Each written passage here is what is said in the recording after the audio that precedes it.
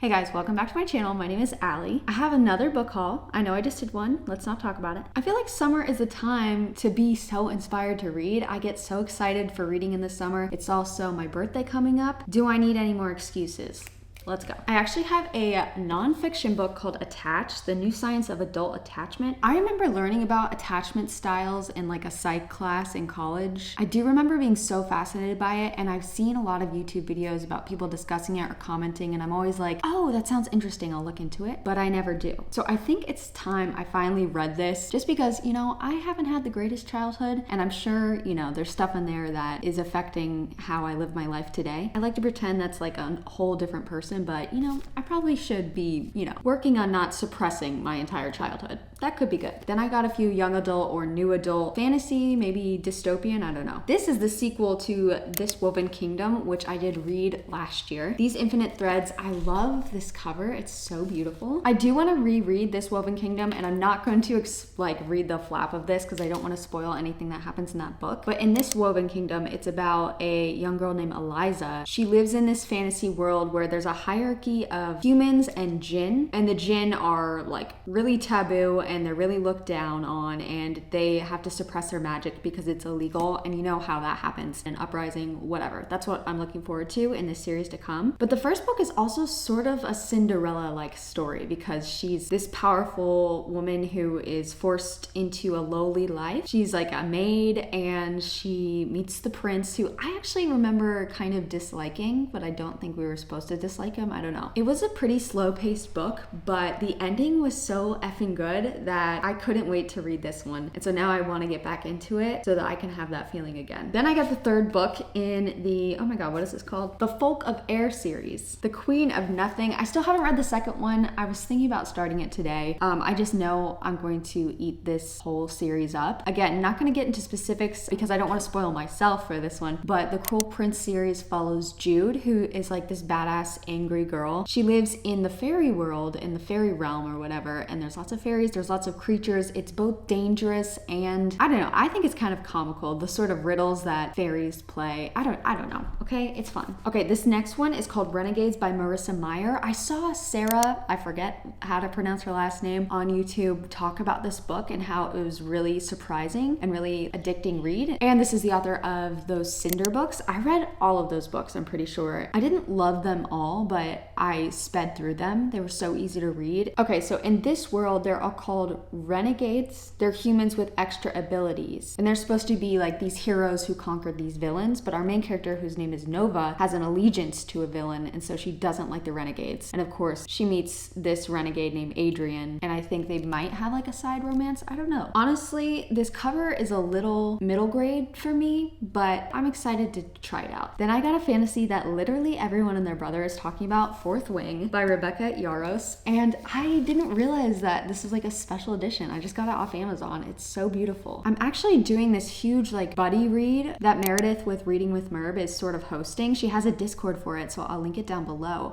So definitely join if you want to read this book. She has a whole schedule of like when we'll talk about each chapter, and I can't wait. It's gonna be my first technical buddy read. I think this is about a young woman. Let me find out what her name is. Violet is 21 years old, and she really wants to be a scribe, but I think her mother is this badass like dragon rider. She's like a warrior, and she really wants her daughter to be like that too, and so she forces her to be a sort of warrior and ride dragons, except for our main character is really weak, and dragons typically reject weakness in humans, and so there's a chance that she could be killed. But I feel like it's gonna be like How to Train Your Dragon. I bet she's gonna have some sort of badass montage where she gets stronger, and she's gonna bond with like probably the coolest dragon out there. And she's sort of at this college for the dragon riders, so I'm sure there's gonna be a lot of fun interaction. I don't know, I'm so excited for this. I also got a couple of very popular fantasy romances. Kingdom of the Wicked by Carrie Maniscalco. This was actually in the YA section of Barnes & Noble, which I was surprised at because I thought this was smut. Is this not smut? This is about Amelia, and her twin sister is brutally murdered, and I think this is about how she is investigating that murder and trying to figure out who did it and possibly killing them. But they're in this sort of fantasy world, and there's different princes of hell, and she meets one of them named Wrath. I know that people are so diehard for this series, so I think it probably gets better and better. So even if I don't vibe with this one, I'm gonna keep reading it. I also got From Blood and Ash by Jennifer L. Armentrout. This was in the romance section. I thought it would be fantasy, but I guess it's more romance than fantasy. Whatever. I'm still excited. I say I'm excited, but I actually have no idea what it's about. I'm just excited because so many people have hyped this up. I've also heard people actually hate this, so... Okay, I'm reading this flap and I'm already so confused, but it's about a main girl, Poppy, who's a maiden, but then she is expected to like save everyone. I'm so lost. The blurb up here says it's captivating, action-packed, sexy, and addictive. So I'm just gonna go with that and jump right into this. Actually, I kind of want to start this. The actual book itself is like linen. That's so cool. Then I have a few just regular contemporary romances. Of course, I had to get Meet Me at the Lake by Carly Fortune. This is the author of Every Summer After. I do have it. My friend Lotta gifted it to me. Thank you, Lotta. So I definitely want to read that one first, probably this summer. I haven't been seeing the best reviews on this one, but I feel like a summer romance in the summer, that's all I need to do to be happy, even if I don't love the book. So I'm excited for this. Also, it's very, very soft. I just want you to know. Then I got Colty by Mariana Zapata. This is a big book. I think this is a sports romance where she had this crush on this soccer legend for the longest time, but now she hates him, and I think that's a sort of mystery. We don't know why she ends up hating him, but then he ends up being her coach, and they have a romance. All I know about Mariana Zapata is that she's really slow burn, and so I'm not expecting much happening in here, but sometimes I'm just really in the mood for a slow burn, you know? I also heard randomly that the main character in this book says poop, like the word poop, 100,000 times. I always feel like people are exaggerating when they say that, but then so many people say it, I'm just like, oh my god. Let me see if I can like flip to a page and see the word poop. I did not see the word poop on page 266, so why am I doing this?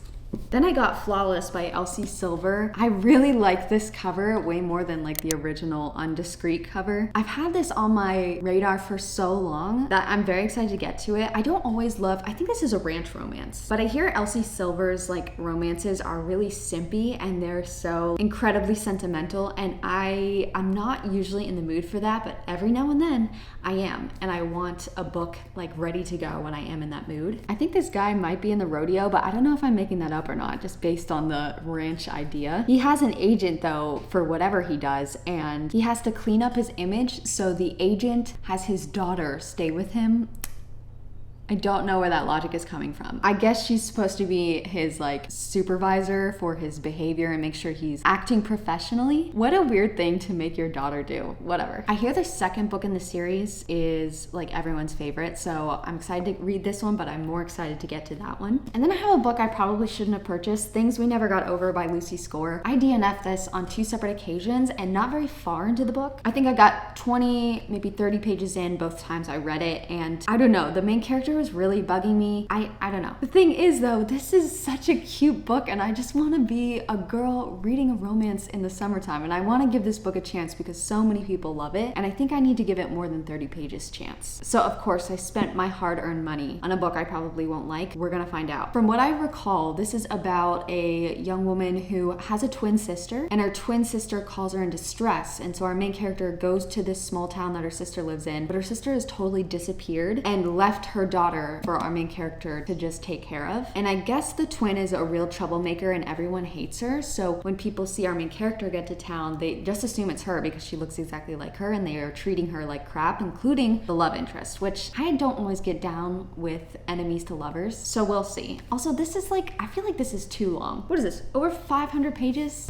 Why did I buy that? Then I got some literary fiction. One of them, I guess, is sort of like a fairy tale. It's called The Salt Grows Heavy by Cassandra Caw. This is so small, but I love the cover. It's so creepy. I heard that this is like a horrific retelling of The Little Mermaid, although I think the original Grimm fairy tale is pretty awful, because doesn't she get her tongue like cut out and then she turns into sea foam and lives a not so happily ever after? Oh wow, this is like mermaid vampires. I really don't know what this is about, and it's so small that I'll probably just jump in it, but I'm expecting mermaids. I'm expecting some sort of vampiric menacing quality to this, and I'm excited. Then I have The Candy House by Jennifer Egan. This is the sort of sister or companion novel to A Visit from the Goon Squad, which I just recently read and absolutely adored. That was a story that was pretty much short stories that were all sort of connected, but not really. And I'm guessing this is going to be the same thing. And I think we follow some of the same characters, maybe? I don't know. I really like this cover though. It's really cool.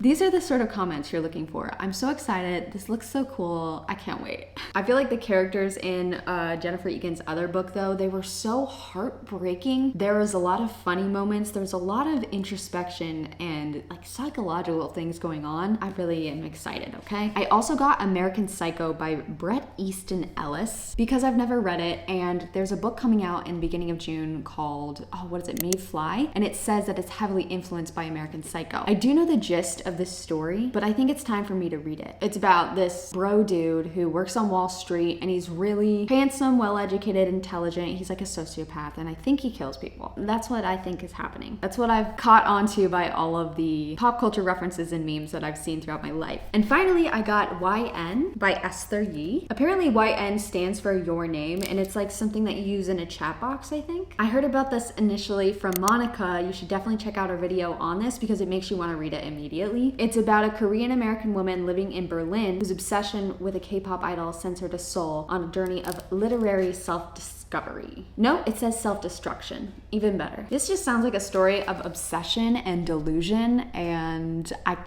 that's all I ask for. All right, everyone, thank you for watching this. Thank you for all the views on my book hauls because it just makes me so much more eager than I already am to buy even more books. Thank you, thank you, thank you. Let me know if you've read any of these. Which one do you think I should start with? I'm really in a romance mood, but Fourth Wing is really calling to me. The FOMO is real. All right, I'll see you in the next video. Goodbye.